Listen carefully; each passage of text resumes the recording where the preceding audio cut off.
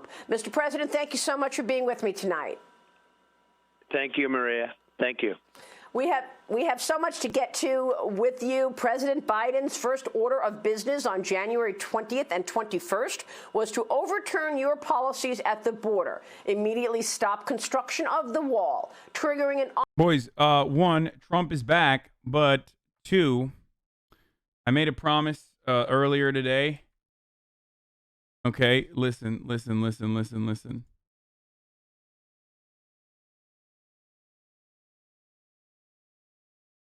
I have to keep my promise, okay?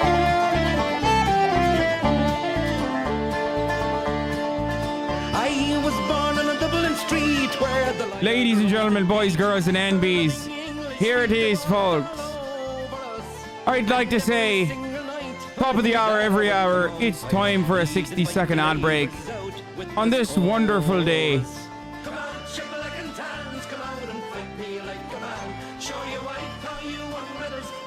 It's top of the fucking hour, every hour. It's time for a 60-second ad break now. On this beautiful day, St. Patrick's Day. If you'd like to no longer see the ads, all you need to do is subscribe, ladies and gentlemen. All you need to do to subscribe is either subscribe with a $5 subscription, a regular tier 1, or with a Twitch Prime. And how could you get a Twitch Prime subscription? Well, you could get it by connecting your Amazon Prime account to your Twitch account. You get one free Prime subscription a month. You can use it on your favorite streamer. Hopefully it's me. Here it is, folks. Here's the fucking 1-minute ad now.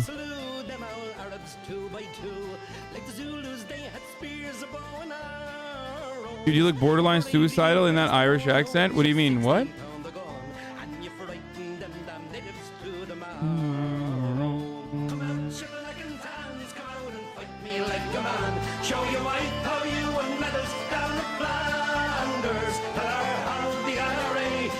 I love this.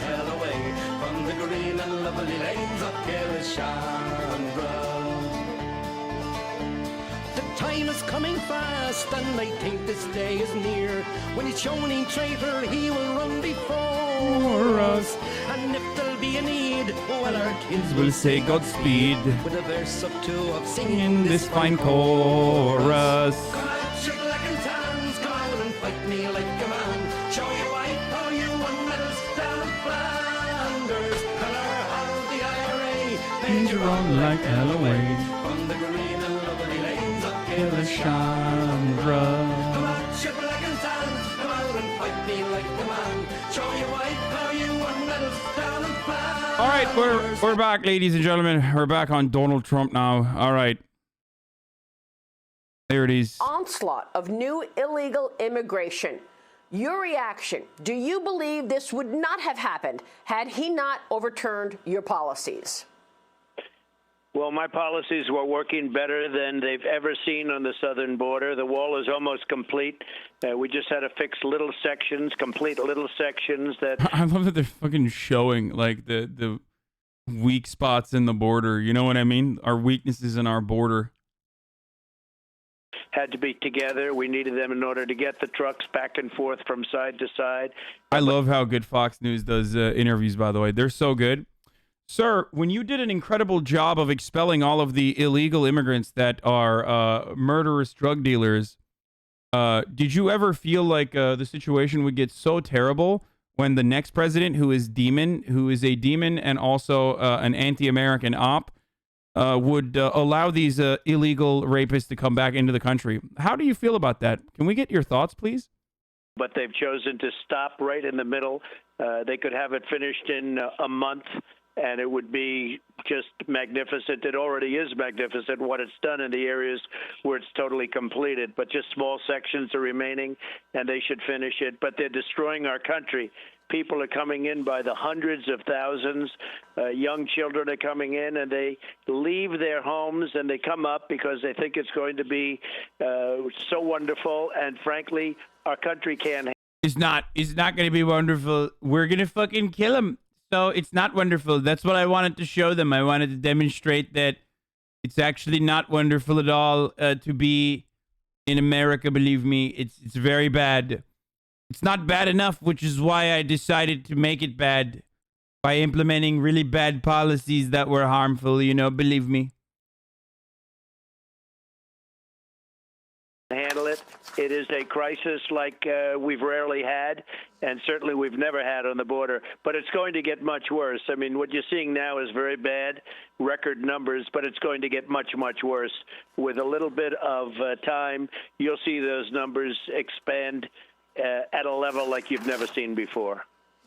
Well, you had 400-plus miles of new wall constructed, Mr. President. Of course, you did a deal with Mexico to share the burden of the illegal immigration. The Remain of Mexico policy was something I know that you and Secretary Pompeo worked on for a long time. Is there any way to reverse that? What would be your advice for the Biden administration to stop the bleeding at the border? Well, I have great respect for the president of Mexico. He's a great gentleman. We had a very good relationship. They had 28,000 soldiers on our border while we were building the wall. They had 28,000 soldiers not allowing people to come into our country, and they were also stopping them at their northern border by Honduras and El Salvador, Guatemala. They were stopping them so they wouldn't come through Mexico, and we had it really down to a good system. And as the wall was finished, they could remove soldiers, but they still had the same 28,000.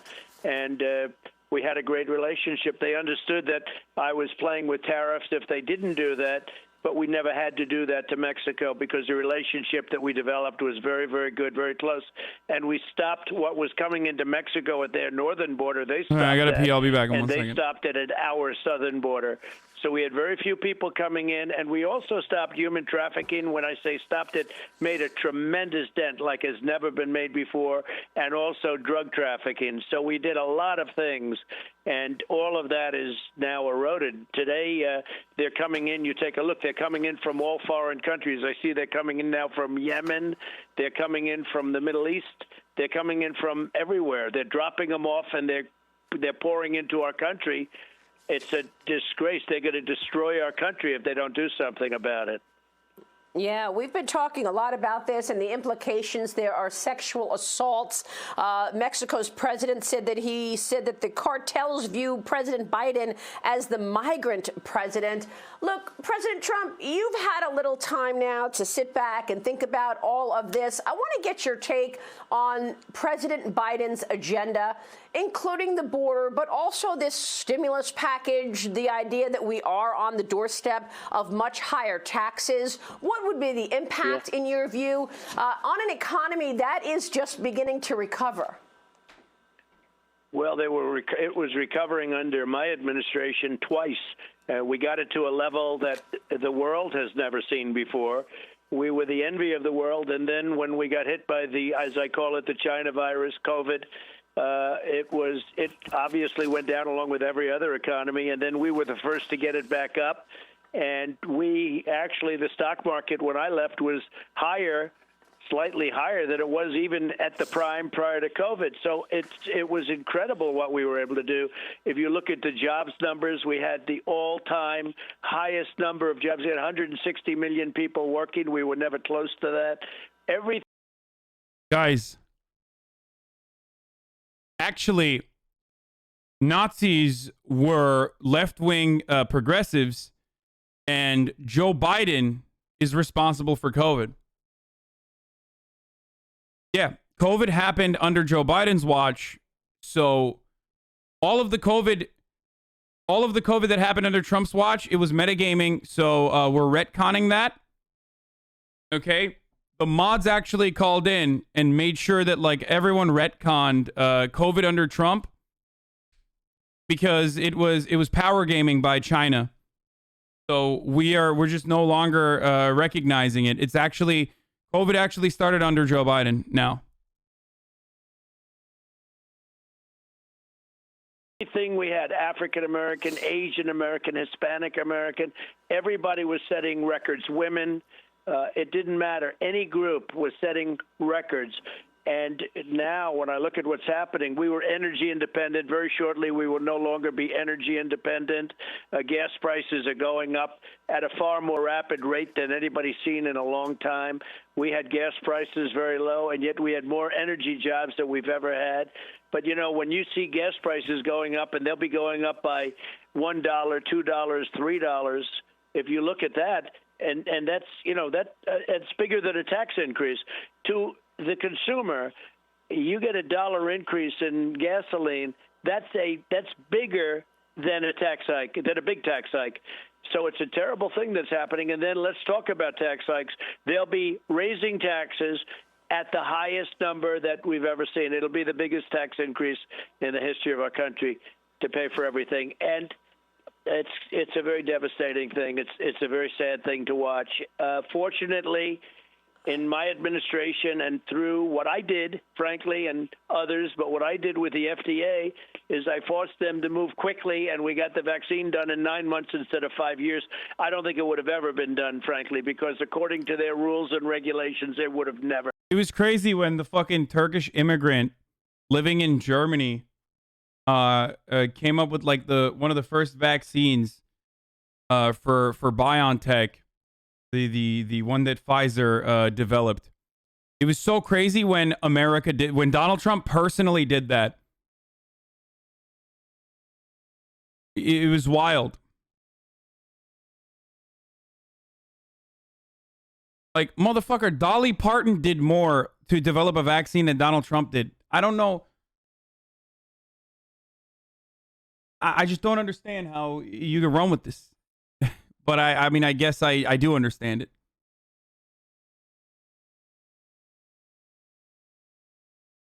He used his own antibodies to develop the vaccine. He's literally bragging about skipping steps in the regulatory process. I mean, it's fine. Like, saying that if you played a significant role in the development and if you pushed for it, like, taking some credit for it is understandable. But as Donald Trump taking this credit, it's still ridiculous. Because the way he's taking credit for it is literally like as though he produced it himself. And also on top of that, he's the reason why this vaccine became an absolute necessity. It was going to be regardless, but like he's the reason why America is in the situation that it's in currently as far as the vaccine goes because of his routine denial. Okay? Never had it. But we got a vaccine done in 9 months, and fortunately... Yes. That's not only going to save our country, it's going to save the world. Well, I'm glad you brought this up, Mr. President, because we just heard from President Biden last week on Thursday. He gave his first primetime speech, as you know, and he said that when the coronavirus first showed up, and that was at the beginning of 2020 when we did have a 3.5% unemployment rate, as you just noted. But he said that when the coronavirus first arrived, it was met with silence for days and weeks and then months.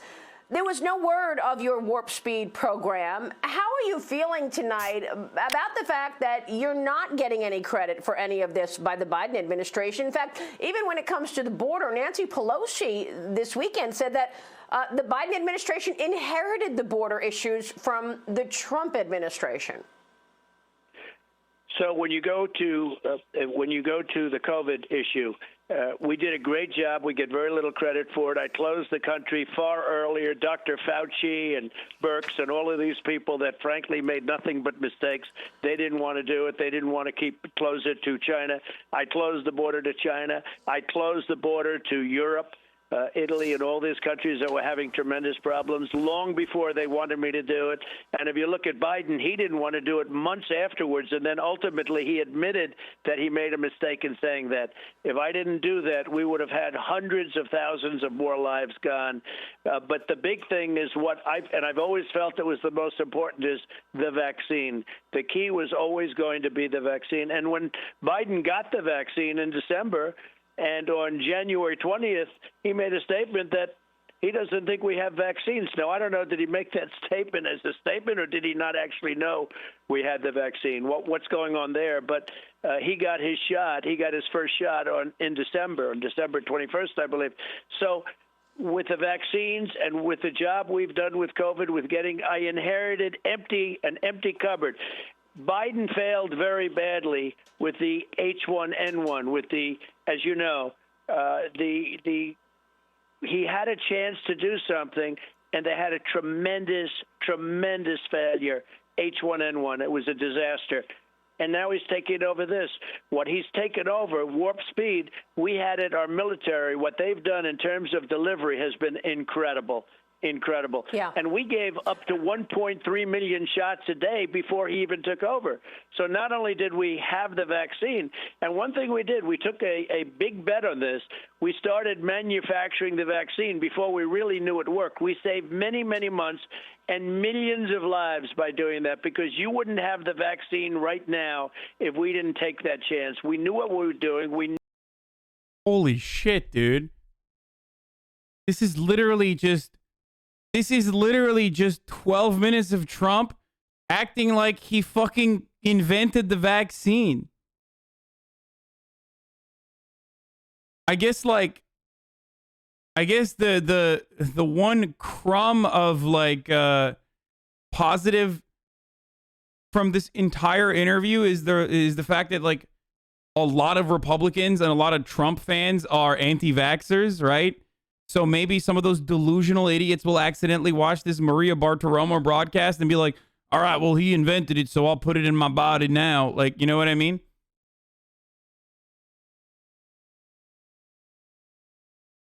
So I guess there's that, but I don't even know. I don't know if like they have selective hearing when it comes to this sort of stuff. Like they're like, no, I love Donald Trump. They're probably forcing him to say this. You know what I mean, brother? I'm still not taking that microchip. I don't want gay autism in my body. Like, that's why people were upset that Donald Trump didn't admit that he took the vaccine in his final moments in his presidency. Because, like, if he had openly done it as the president in that capacity and gotten coverage around it, it probably would have gotten a lot more Republicans to come on board with getting vaccinated. But the reality is Trump recognizes that his base, because he's a great demagogue, he's very good at mirroring the expectations of his base. The reality is he knew that there were plenty of fucking people that hate vaccinations in his base, and he didn't want to come across like a fake, a phony, a person who believes in modern medicine. But when push comes to shove, these guys absolutely,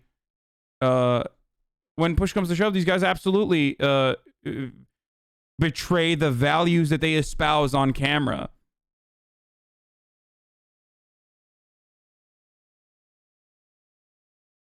He's desperate for attention and praise like a toddler. Yeah, I mean, anti-vax does not mean Trump supporter. No. I'm not saying that. There are a lot of fucking liberal anti-vaxxers too. Trust me. There are. Look. Anti-vaxxers are the true horseshoe. Okay, like. You can be like a super granola crystal mommy and be like a QAnon believer and a Trump supporter, or you can be a super granola crystal mommy and be an anti-vaxxer as a liberal, like 100%. There are definitely QAnon like took that horseshoe and fucking tied it on its end for a lot of people, but there are a lot of anti-vaxxers on both sides. It's just that polling on the matter currently show this as being a dominant right-wing issue. You see what I'm saying?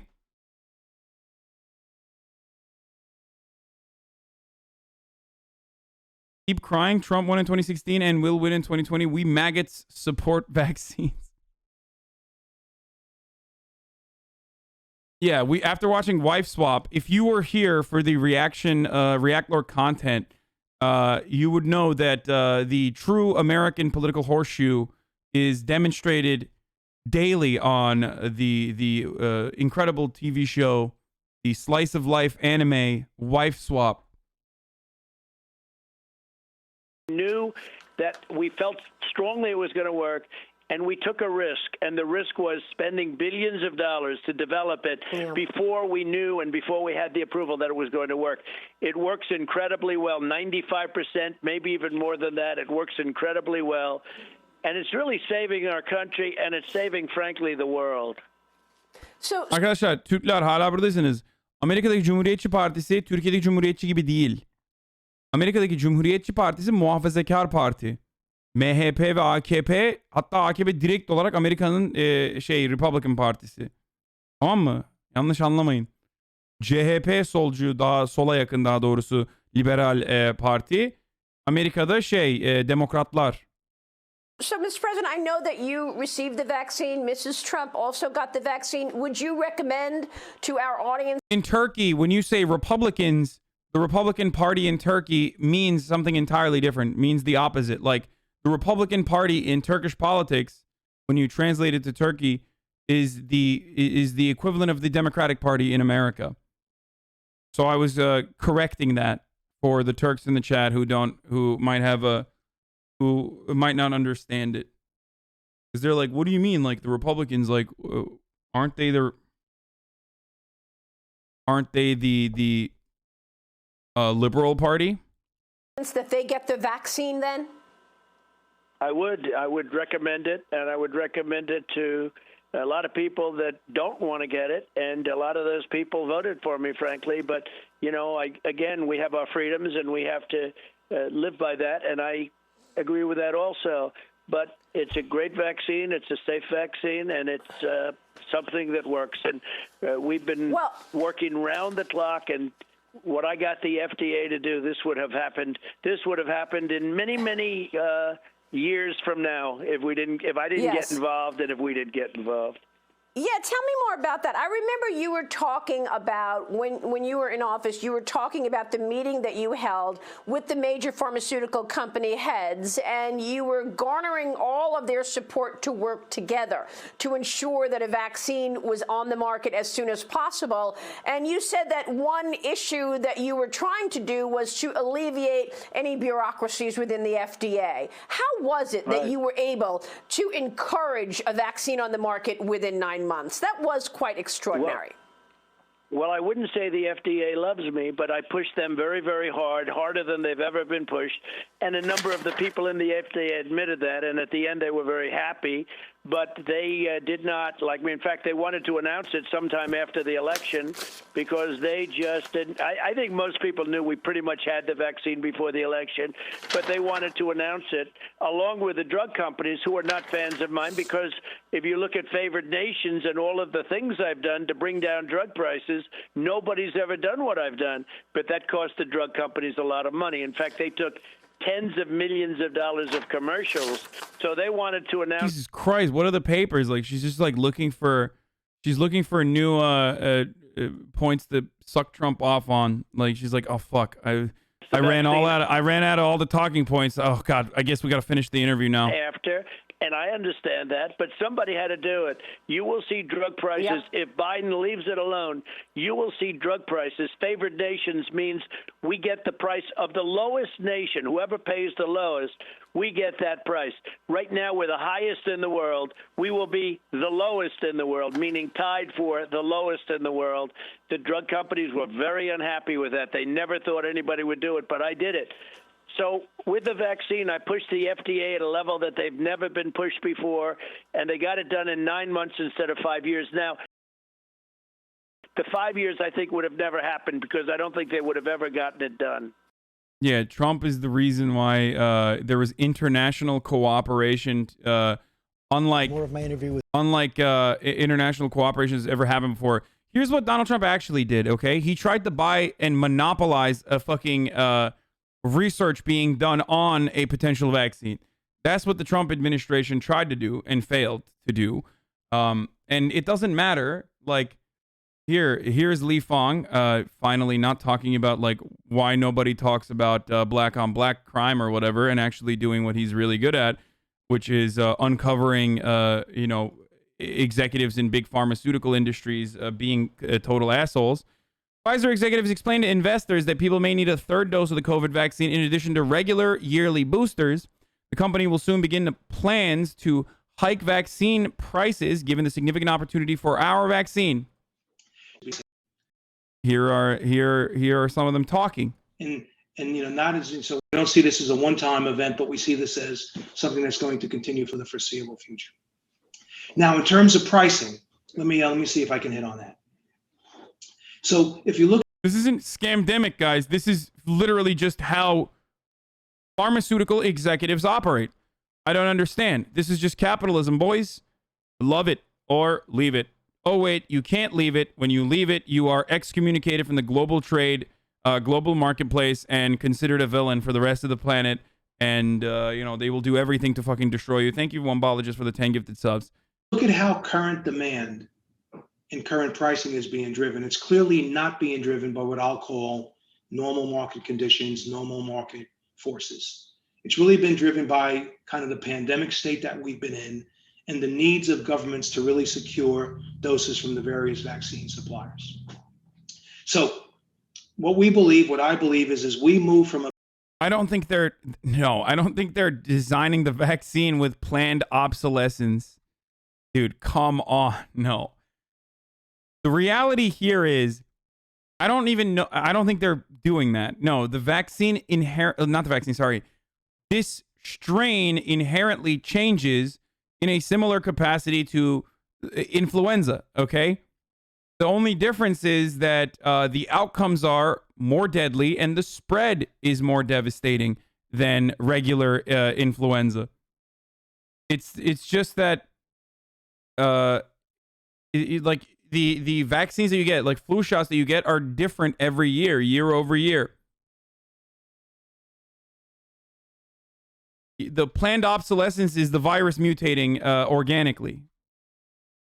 It's not their fault in that regard. The fucked up problem is how that virus or multiple strains coming out of this is built into their bottom line. And they're talking about it as though like this is going to be a big profit driver for us. That's the problem. The profit motive within the pharmaceutical industry, creating a conflict of interest with the ultimate goals that the pharmaceutical industry seeks to accomplish, which is eradicate disease, right? Or cure people, is demonstrated right before your eyes. This is why I always say I think it's unethical for MDs to pursue MBAs, right? Like I feel like when you mix capitalism with healthcare, you get really, really devastating results. People talking about vaccines like a season pass, like EA doing DLC content. You know what I mean? From a pandemic state, from a pandemic situation to an endemic situation. And for those of you saying people would talk about this even with Medicare for all, I understand that, which is why I don't just say we need Medicare for all. I say we need an NHS. And beyond that, I say that the big pharma inherently should be abolished. Like, I don't think that there should be the profit. I don't think profit motive should touch anywhere near the healthcare industry in any capacity. So my point of view on this has always been consistent. I think Medicare for all is a good leap towards a more ethical system. I think the NHS in and of itself is not even the full our final evolution of healthcare in a more humane and evolved society. I believe that all matter of profit should be taken away from the healthcare part of the equation. Market forces, normal market conditions will start to kick in. And factors like efficacy, booster ability, clinical utility will, basically become very important. And we view that as, quite frankly, a significant opportunity for our vaccine from a demand perspective, from a pricing perspective, given the clinical profile of our vaccine. So clearly, more to come here, but we think as this shifts from pandemic to endemic, we think there's an opportunity here for us. Yeah. Pfizer's lobbyists are pushing to block efforts to share vaccine intellectual property with the developing world where it could be manufactured and distributed at low cost. I talked about this the other day. This is an ongoing effort. The irony in and of itself is that if you don't share the vaccine intellectual property with the developing world, and not only that, but also allow distribution at cost or straight up paid for by other like first world governments, the pandemic is not going to go away because the world is interconnected. Whether you want to admit it or not, we live in a global civilization where someone from South Africa can very easily fly into the United States, or someone from a place where, let's say, there is a cluster and COVID is spreading rapidly, like Brazil could very easily fly to numerous different countries and spread this disease. So we are connected to one another in a way that makes it very easy to continue the spread of COVID and mutate on top of that. This is literally what happened in Brazil, where there's a different strain. What happened in South Africa, where there's a different strain. And the Brazilian strain might even be more deadly, as a matter of fact. So, like, if you don't deal with vaccine distribution for the rest of the world, it will come back to your doorstep. There is no way to deal with this problem. Closing up your doors is not going to work, right? But having said that, it would still probably help big pharma if there were continuous strains ultimately, because then they get to do that planned obsolescence that we were talking about, right? It's not a planned obsolescence, but it's basically new strains that mutate as a consequence of the virus still spreading in third world countries and developing nations, and ultimately making it so that new boosters might be a necessity.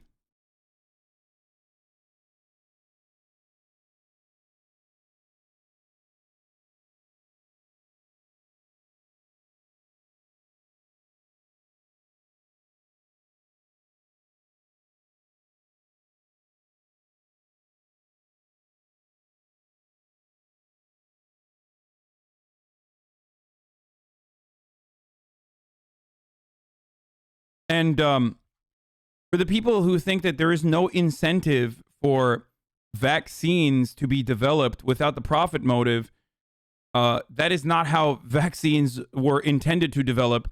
Insulin, penicillin, these massive leaps in medical, these massive leaps in medical innovation did not come as a consequence of the profit motive in mind. As a matter of fact, it was the literal opposite.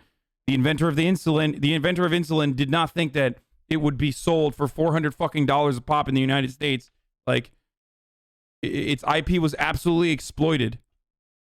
So you're wrong. Survival is the main motive there. Yeah. And even if you were to look at it from a larger analysis of profit or industries continuing to thrive, for example, you would recognize that unshackling the intellectual property of this pharmaceutical innovation would actually allow the global economy to open once again and go back to normal, which would benefit every single industry. But corporation owners recognize that using or abolishing some form of intellectual property in a time of crisis like this would open the door for abolishing other kinds of checks that corporations currently, or other kinds of like rate-seeking behavior that corporations currently take advantage of, right? On a daily basis. What's next? We're going to use the DPA to manufacture masks? Shit like that. So they recognize that if you open the door to government intervention in this capacity, then it might come back and end up hurting their businesses in the long run, which is why they aren't saying anything about it overall, despite the fact that it's literally in their benefit in the short term and even in the long term. Okay? Also, just look at Cuba. They're developing a public vaccine, distributing 100 million doses all around the world once it's ready. With President Biden, he has not done many interviews since he took office, so we did cover a lot of ground, including what's next on his agenda. In the face of Republican opposition on things like voting rights and tax increases on the wealthy, the president vowed to change the filibuster. We also talked about Vice President Kamala Harris. What is this and, of music? course, his rescue dog, Major. You're out here selling your COVID relief package. You're executing the COVID relief package now as well. What's next on your legislative agenda? If you notice the criticism of the COVID relief package from my Republican friends, is they say it spends too much money and it gives too many tax breaks. All these tax breaks go to the bottom 60% of the population. And guess what? They need it. The $1,400 check, child care tax credit. They don't like it because, in fact, their idea of a tax cut is to give the Trump tax cut where 83% went to the top 1% of the people in America. You're going to be raising those taxes. Yes, anybody making more than $400,000 will see a small to a significant tax increase. If you make less than $400,000, you won't see one single penny in additional federal tax. But let's talk raw politics here. You didn't get a single Republican vote for tax cuts. How are you going to get a Republican vote for a tax increase? Oh, I may not get but I'll get the Democratic votes for a tax increase. If we just took the tax rate back to what it was when Bush was president, top rate paid 39.6% in federal taxes. That would raise $230 billion. Yet they're complaining because I'm providing a tax credit for child care for the poor, for the middle class. You just say you're not likely to get Republican votes for the tax increase. You're not likely to get Republican votes for H.R. 1, expanding voting rights, or the John Lewis Voting Rights Act. So aren't you going to have to choose? I know you've been reluctant to do away with the filibuster. Aren't you going to have to choose between preserving the filibuster and advancing your agenda? Yes. But here's the choice. I don't think you have to eliminate the filibuster. You have to do it what it used to be when I first got to the Senate, and that is that a filibuster, you had to stand up and command the floor. Once you stop, That is the Manchin. That's the Manchin argument as well. This actually works with like more conservative members of the Democratic Party. Even if you don't eliminate the filibuster in its entirety, guys, no. Listen. This is actually a decent centrist proposal. Okay, it's one that is doable. It's one that is understandable. It's one that is practical. It will make it harder for Republicans to abuse the filibuster. If you're going to fucking filibuster, if you're going to filibuster some bitches, you literally have to be there. You can't just say, oh, well, we're just going to filibuster this, so sorry, you can't push for it. You literally have to be there, and you have to stand. I want them to fucking stand, okay? Straight up. Unless they can't, obviously. If they have some sort of medical condition that renders them unable to stand.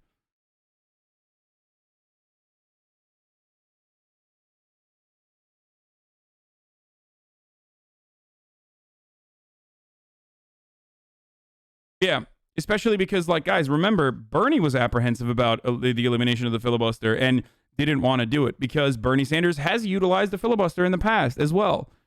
Not for the most common and most famous uses of the filibuster, which is to literally have Southern senators stand up against any sort of proportional voting that would render the black constituents they have to have a voice in the political process unable, because that's usually what the filibuster is used for by Southern senators who oppose civil rights.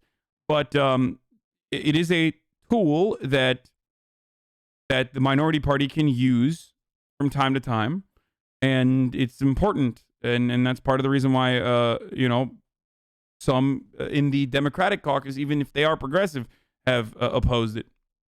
stop talking, you lost that, and someone could move in and say, I moved the question of. So you got to work for the filibuster. So you're for that reform. You're for bringing back the talking filibuster. I am. That's what it was supposed to be. Just put a hold on it, that's it. Yeah. It almost is getting to the point where democracy's having a hard time functioning. I'm not saying this is going to be easy, George, but I do believe there's enough Republicans over time. They haven't had that epiphany you said you were going to see in the campaign. No, well, I've only been here 6 weeks, pal. Okay, give me a break. Been here 6 weeks. I think the epiphany is going to come between now and 2022.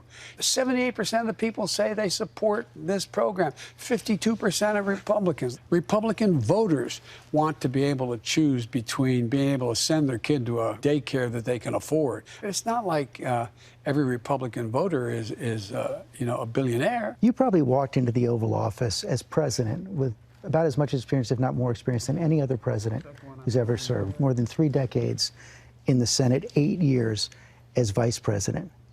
So what is it about the job that surprised you, that even you didn't know?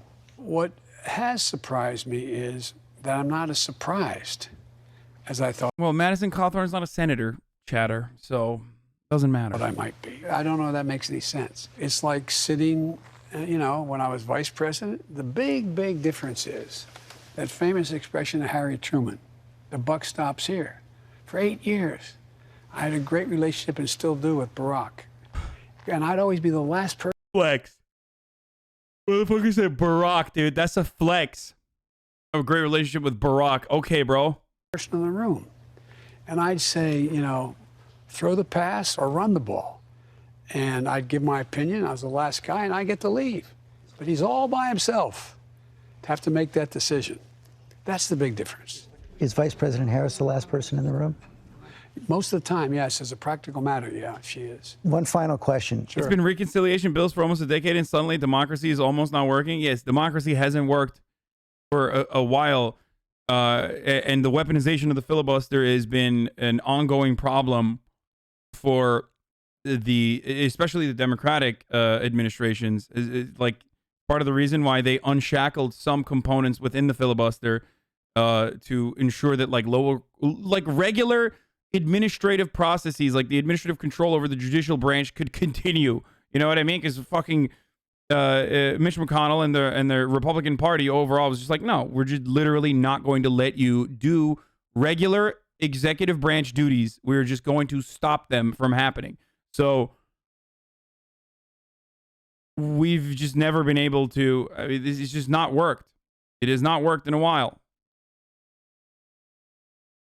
So making it so that it's at least like punishing and difficult to do such a gigantic action is good. Thoughts on how Biden is doing compared to expectations? He's come around on finding a way around the filibuster. COVID relief is most progressive legislation in maybe 50 years. There's a lot of good in the COVID legislation, and there's still a lot of stuff that I'm disappointed by. $15 minimum wage being one of the main things that I'm disappointed by. Not being incorporated into the budget reconciliation.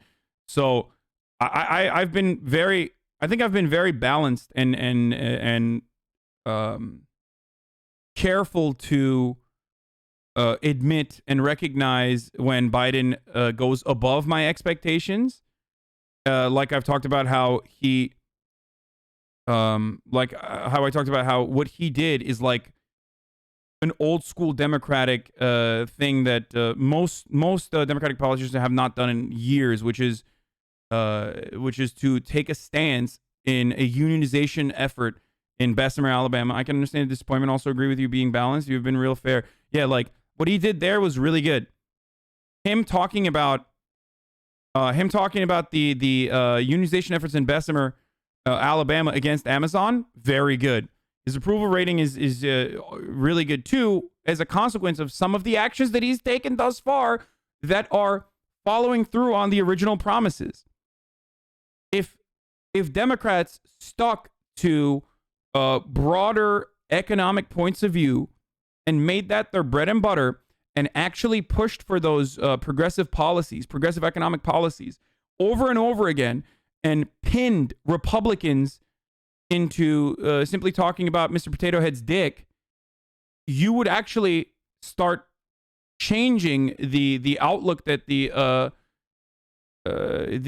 American workers had towards the Democratic Party, even within areas like the Rust Belt, where the Democratic strongholds that were backed by unions and the voters that used to be, card-carrying union members would come back to the Democratic Party rather than focus on the culture war dumbass shit that the Republicans feed into their brains every day. Giving people money is always going to fucking work, okay? Telling people that you're going to improve their living conditions is just going to work.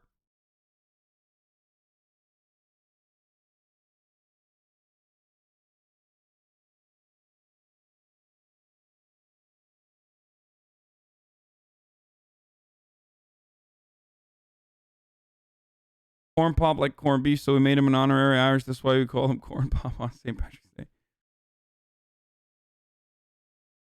Biden has been good, and the Dems overall have been good, and not being sucked into any culture war distractions so far. I mean, it's not just that, though. Like, a little bit of culture war distraction is still fine as long as, you can whip your party into voting along party lines on progressive legislation that you fucking literally campaigned on, that the overwhelming majority of Americans want, right? Like, here's another initiative. Legalization of marijuana at the federal level. Like, this is a gimme, okay? $15 minimum wage is a literal gimme. Card check. Legalization of marijuana at the federal level. These are all straight the fuck up popular pieces of legislation that would legitimately benefit the Democratic Party if they advocated for it over and over again, relentlessly, and screamed from the fucking rooftops and pointed out the individual obstructionists within the opposition party. There is no way that they would be unsuccessful. What they're fearful of is, of course, the Republican Party apparatus, i.e. Fox News and Sinclair Broadcasting, launching a concerted effort in attacking these policy positions. Public option is another one, by the way. Public option is another one. Even I forgot to fucking mention that. These are things that Joe Biden ran on, with the exception of legalization of marijuana. And if he followed through on this stuff, including HR 1 and re-implementing some sort of like civil rights legislation for voting rights to solidify his base. Wait, Secret Service just arrested people? What the fuck? Outside of Kamala's residence? Okay, we'll look at that in a second. But if he were to continue doing that, Democrats would benefit from this greatly. Okay? They would benefit from this greatly. I do not know why they don't do it. I just do not understand it. But part of the reason why they are benefiting from this at the moment is because Biden has kept up with some of the promises.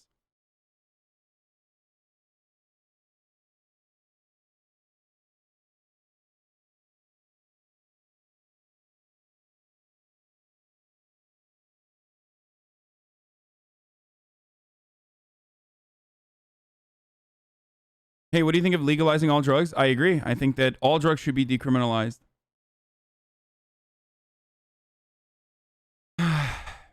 Anyway. Do I think Republicans will legalize? No. Republicans will not enact progressive legislation. They will never purposely enact progressive legislation. Don't be crazy. The reason why they will not enact any sort of progressive legislation is because they know their bread and butter and their most active base of support comes from evangelicals, and evangelicals are just psychopathic reactionaries that are against all of these things legitimately. And that's why Republicans, despite recognizing the overwhelming majority support for certain policy positions, will act like the entirety of the American working class is against them, exclusively because they have to maintain their base of support within the evangelicals. They don't want to lose that. So they'll do everything they can to make sure that their base of support has outsized political power in the process through gaming the legislatures, gaming districts, and also on top of that, ensuring that the Electoral College continues. They will do everything they can instead of actually pushing for legislation that's popular. I mean, they literally voted no on the relief bill, knowing full well that there was plenty of Republicans that were in favor of the relief bill.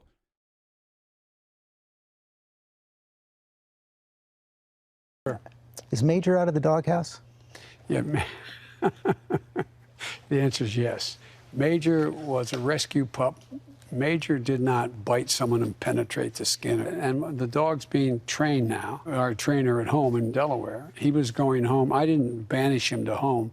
Jill was going to be away for 4 days. I was going to be away for 2, so we took him home. But you turn a corner, and there's 2 people who don't know at all, and and they move, and he moves to protect. But he's a sweet dog. 85% of the people there love him. All he does is lick them and wag his tail. And you'll see him tonight? I'm going to see him tonight, yeah. Mr. President. 15% of the White House doesn't like Major?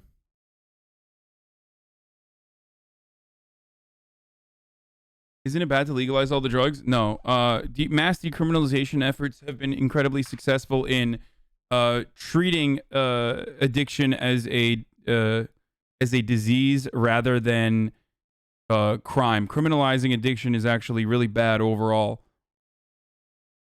Decriminalization is also good because it eliminates the black market for drugs, which plays a significant role in drug overdoses, but also additional crime.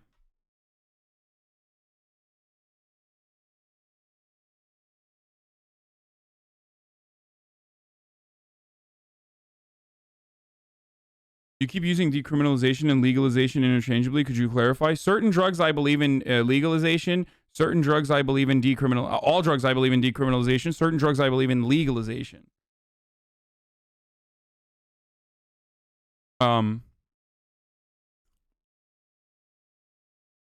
Like I think I wouldn't legalize methamphetamine. You know what I mean? I think that should stay decriminalized.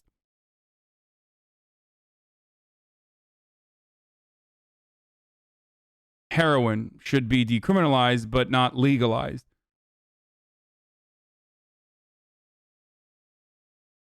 I guess legalization eliminates the black market, but up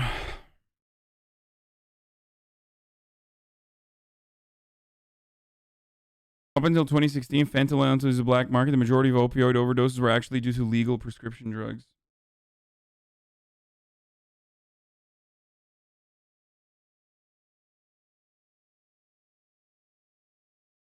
That's not necessarily true. The numbers coming from Colorado show that crime hasn't changed much at all. What?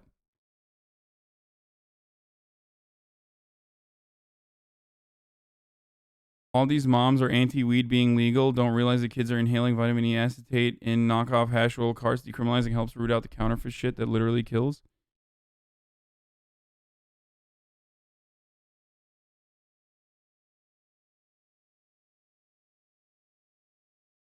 Legalization implies that you can fucking make meth and heroin and sell it.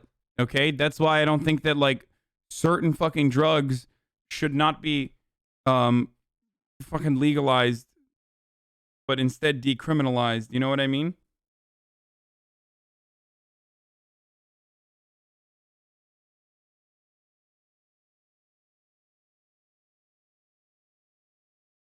And no, methamphetamine and amphetamine salts are not the fucking same. People who say like Adderall is meth, it's the exact same, are ridiculous, dude. Like you're making my argument for me when you say Adderall and meth are the same exact fucking drug. The reason why they're not the same exact fucking drug is because one is legal, the other is illegal, so therefore made in a fucking bathtub. And has a bunch of like insane fucking properties in it. You don't know, God knows what the fuck it's cooked with. And also on top of that, it has a tremendous amount of side effects. It's not the same. Adderall's amphetamine salts, not methamphetamines, exactly.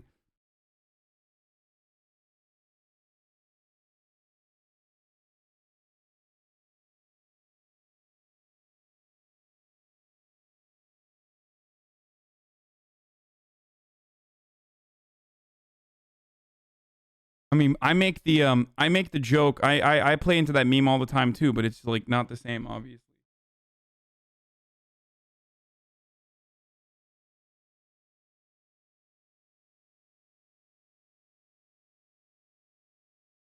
Ultimately, a problem here stems from our inability to control the prescribed medication. And again, it goes back to our argument that I was making about profit motive being a part of Big Pharma's modus operandi, right?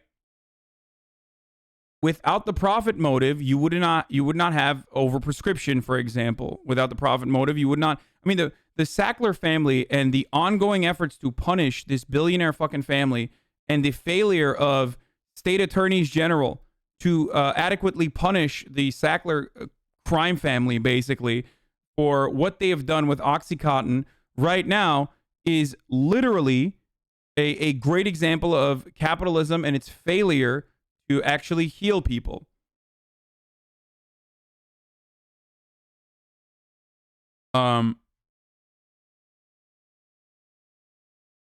If we had a non-profit healthcare system, a healthcare system that did not rely on increasing the profit margins of shareholders for pharmaceutical corporations, then there would be no need to overprescribe certain medication. That medication would be that pharma companies would not be competing with one another with doctors and try to like pump people full of fucking drugs. And you would generally just use drugs to help people with issues and disabilities. And that would be the end of it. So it's still a much larger problem than the way we portray it, just by looking at legalization or decriminalization. Is just one end of the issue.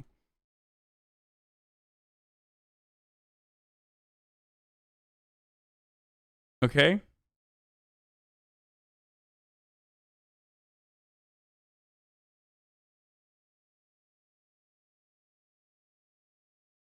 A lot of leftists say legalize all drugs. Do you think that's ridiculous? I don't necessarily have I don't have a really strong opposition to the legalization of all drugs, okay? I don't. Ultimately, I want a government to regulate all aspects of this. Decriminalization still means there's going to be regulation around it.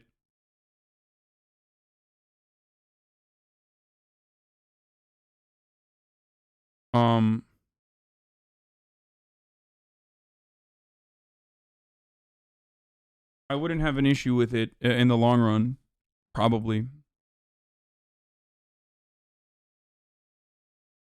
How about we fuck around and find out?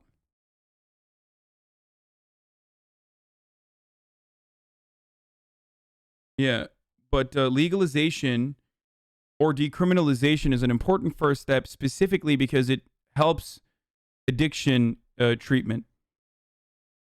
It looks at people who are addicts as those who should be recovering and should be getting the proper medical care that they need, the attentive, proper medical care that they need, instead of criminals.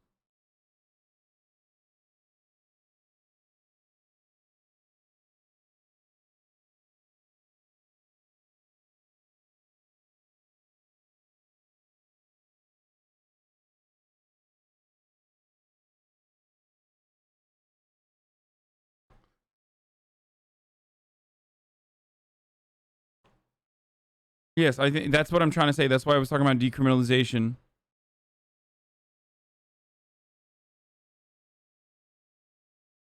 Anyway.